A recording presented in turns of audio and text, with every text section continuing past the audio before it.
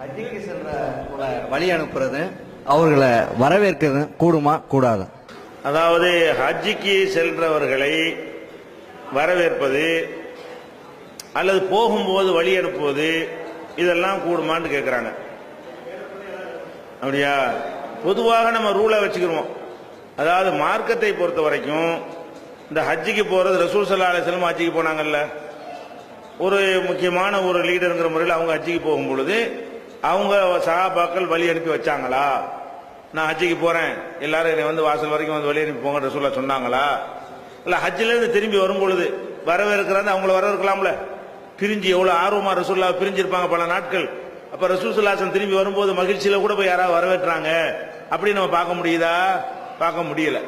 அப்ப ஹஜ்ஜிங்கிறது வந்து மறுமைக்காக செய்யக்கூடிய ஒரு இபாதத். அந்த இபாதத்தை வந்து இந்த மாதிரியான வரவேற்பு, வாழ்த்து இதெல்லாம் என்ன செஞ்சிடறேன், அது முகஸ்துதியாக ஆக்கி நம்ம நன்மை அளிச்சிடக்கூடிய ஒரு விஷயம்ங்கிறத நம்ம என்ன செய்யணும், கவனத்தில் கொள்ளணும். இன்னும் சொல்ல போனா அந்த வணக்க வழிபாடுகள் எல்லாம் எப்ப நமக்கு பயன்பெற்று தரும் என்பதற்கு ஒரு 3 சம்பவத்தை ரசூலுல்லாஹ் சொல்றாங்க. மறுமை நாளில் நடக்கக்கூடிய 3 விஷயத்தை சொல்றாங்க.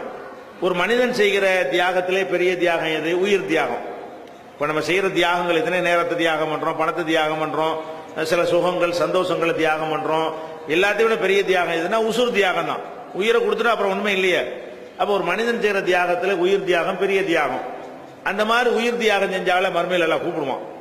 என்னப்பா மக்கள்லாம் என்ன செய்வாங்க, உயிர் தியாகி போறாரு, பயங்கரமான அந்தஸ்து கிடைக்க போகுது, ஏன்னா அவருக்கு கிடைக்கிற அந்தஸ்து யாரும் கிடைக்காதுல்ல அப்படின்னு பார்த்துட்டு இருக்கும்போது எல்லாம் என்ன கேட்பான், உனக்கு நான் திரகாத்திரமான உடம்பெல்லாம் தந்திருந்தேனே, நீ என்ன செஞ்ச? உனக்காக என் உயிரே தியாகம் பண்ணிட்டேன் அப்படிமா. நீ உயிரை தியாகம் பண்ணது மட்டும்தான் உண்மை, எனக்காகங்கிறது உண்மை இல்லை. நீ எதுக்காக தியாகம் பண்ணேன்னு கேட்டா, நம்ம செத்து போன பிறகு உலகம் வந்து நம்மளை வீரன்னு பாராட்டணும், தியாகின்னு பாராட்டணும், அதான் உன் நோக்கமா இருந்துச்சு. பாராட்டிட்டாங்க, இங்க ஒண்ணும் கிடையாது, இவனை நரகத்துக்கு எடுத்துட்டு போங்கன்றான்ல.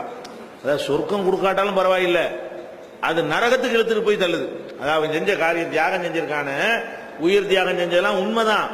அந்த உயிர் தியாகம் செஞ்சதுக்கு அல்லாஹ் என்ன பண்றான்னா, இவனை நரகத்துக்கு இழுத்துட்டு போங்க அப்படின்னு அல்லாஹ் வந்து அதை கண்டிச்சிடறான், இழுத்துட்டு போய் சொல்லிடுறான்.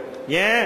இறைவனுக்காக செய்யற ஒரு வணக்கத்துல வந்து அடுத்த புகழ் மரியாதை இதெல்லாம் வந்து கூட்டாக ஷிர்காக ஆக்கி அதுக்காக நீ செய்யும் பொழுது அல்லாஹ்வுக்கு இணை கற்பித்தல்ங்கிற அந்த ஒரு வேலை அதுல நடந்துருது.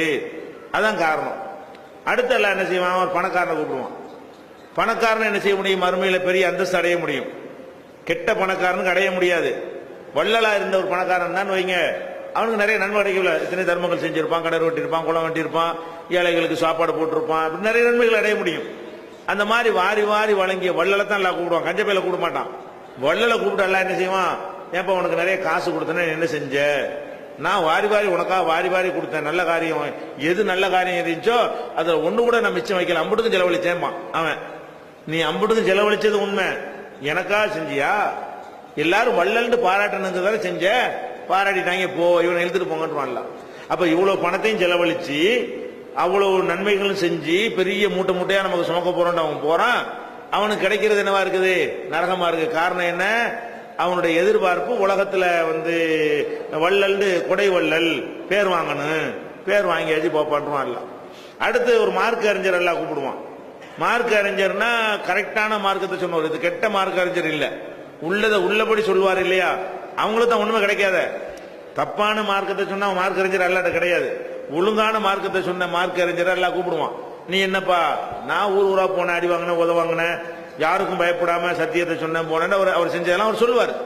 அல்லாஹ் என்ன பண்ணுவான், நீ இதெல்லாம் செஞ்சது நெசம், எனக்காக செஞ்சியா? உன்னை அறிஞர்னு எல்லாரும் பாராட்டணுங்கிறது தான் செஞ்ச, எல்லாம் பாராட்டிட்டாங்க, எங்க முடிஞ்சு போய் கணக்கலாம், இவனை இழுத்துட்டு போங்கன்னு வரலாம். அப்ப மனிதர்களுக்கு அதிக நன்மை பெற்று தரக்கூடிய ஒரு ஆலிமுக்கு, ஒரு செல்வந்தர், கொடை வள்ளலுக்கு, ஒரு உயிர் தியாகிக்கு என்ன கிடைச்சிருக்குன்னு பாத்துக்கிறேன். எதனால இது இழந்தது? அவர்கிட்ட என்ன மிஸ்டேக்கு? உசுரை கொடுத்த நெசந்தானே, பணத்தை கொடுத்த நெசந்தானே, கல்வியை கத்து கொடுத்த நெசந்தானே, அதுல இருந்து குறைய அவர் வைக்கல. இது சரியில்லை. மனசு என்னவாயிடுச்சு, பெருமையா ஆயிடுச்சு. அப்ப ஹஜ் எல்லாம் ஏமாத்துறோம், இதோட ஒப்பிடும்போது ஹஜ் பெரிய வணக்கம் தான், இதனோட ஒப்பிடும்போது ஹஜ்னா ஒரு ஹஜ் தானே, அவ்வளவுதானே. இது காலங்காலத்துக்கு நன்மை. ஒரு ஆலிமா இருந்து ஒருத்தருக்கு சத்தியத்தை சொல்லி கொடுத்தாருன்னு சொன்னா அவர் நன்மை இவருக்கு கிடைக்கும், அவர் ஒரு ஆளுக்கு சொன்னா அந்த நன்மையும் கிடைக்கும்.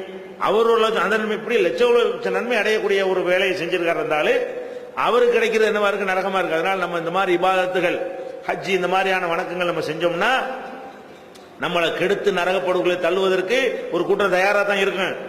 நம்ம ஒரு கேர்ஃபுல்லா இருக்கணும். நம்ம அழிக்க பாக்குறாங்க. நம்ம எதுக்கு ஹஜ்ஜிக்கு போயிட்டு வந்தோம், பட்டத்துக்காக போயிட்டு வந்தோம், நம்முடைய இபாதத்துகள் அழிச்சு நாசமாக்குற ஒரு கூட்டம் காத்துக்கிட்டு இருக்குன்னு சொல்லிட்டு என்ன செய்யணும், யாரு இருந்து அந்த அதெல்லாம் ஒரு காலம் இருந்தது. அதாவது ஹஜ்ஜிக்கு போகாமலே நம்ம ஊர்ல நடந்த கூத்தெல்லாம் சொல்லுவாங்க. பம்பாயில இருந்துட்டு ஹஜ்ஜிக்கு போயிட்டு வந்து இறங்கலாம் வரவேற்பெல்லாம் கொடுத்தாங்கலாம் சொல்லுவாங்க. அது வரவேற்புக்காக வேண்டிய அப்படிலாம் நடந்த ஒரு காலம் இருக்கிறது.